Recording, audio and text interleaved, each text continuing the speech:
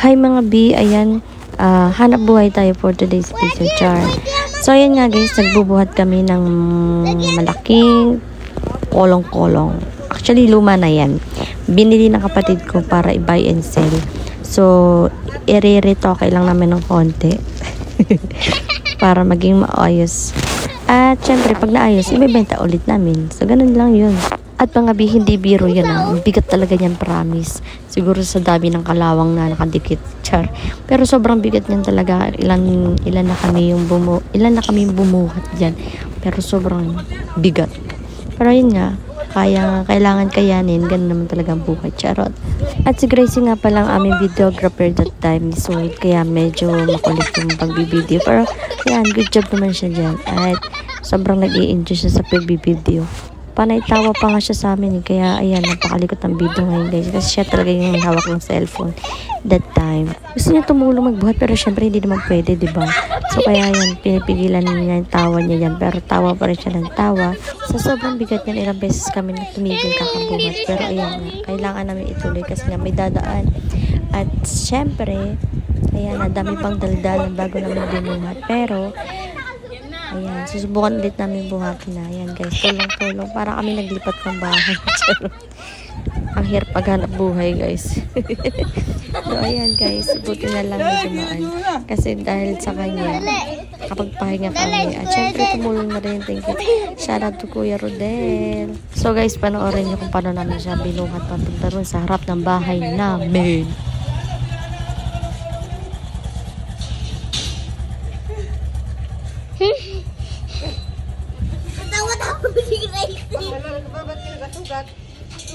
Ikat pa?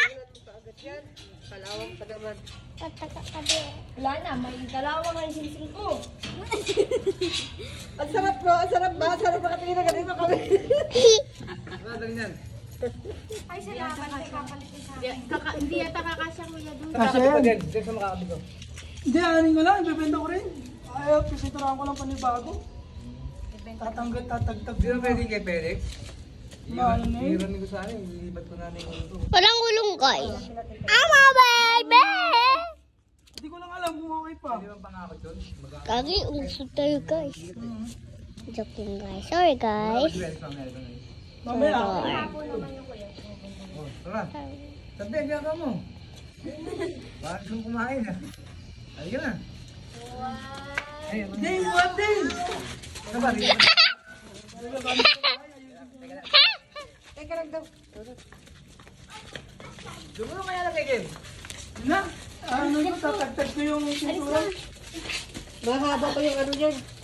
Gagawin. Buntik ka na dumabit din nga.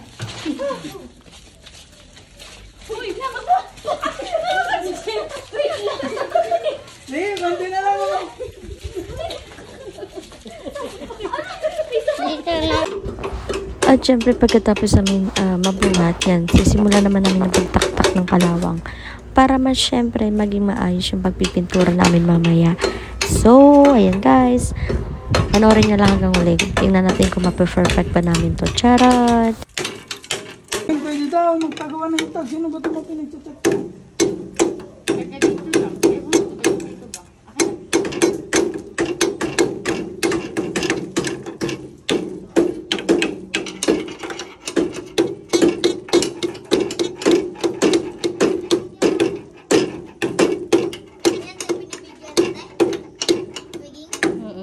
Para may before and after.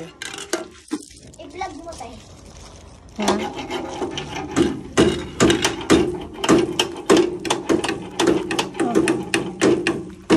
Kasi ito na yung nakasalang. Hindi pa, aanin ko pangalan. Yan. Gagawa kami ngayon guys ng ano. Tawag doon? Kaya mo yan tayo. Cheese corn. Tama ba? Cheese corn. Yan. Yan. May kami binili kahapon dito. Ito. Ayan ito. Yan. Lamig. Hindi siya, wala siyang init. Yung inutusan namin ng cheese, nandito pa rin hanggang ngayon. Hindi pa rin nakakalabas. Ano ba ang ginagawa mo? Sabi. Takot ka sa aso? Ikaw kaya! Ikaw wala galaway! Ito na, malapit ang baho.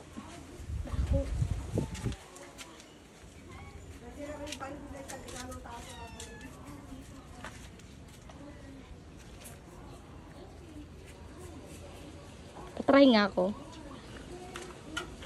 Ayun ang toothbrush. Saan? Ay no. Kasi laki mo naman yung toothbrush eh.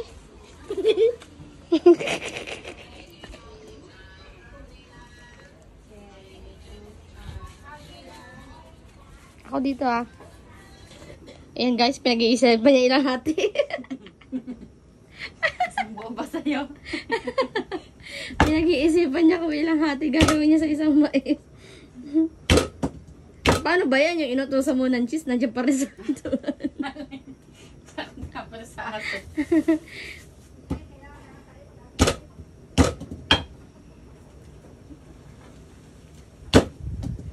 Ah! Ang bata.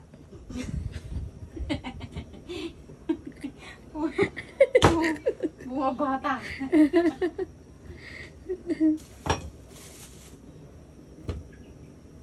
Sensya na guys, naglilihi kasi yan isang araw. Buwa talaga.